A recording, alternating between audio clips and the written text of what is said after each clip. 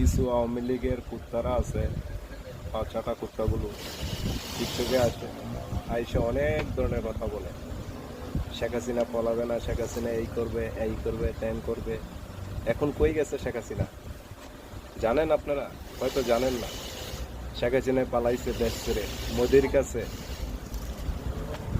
ওরে তো আর কোন জায়গায় ঠাই দিবে না, একমাত্র মোদিই দিবে ঠাই।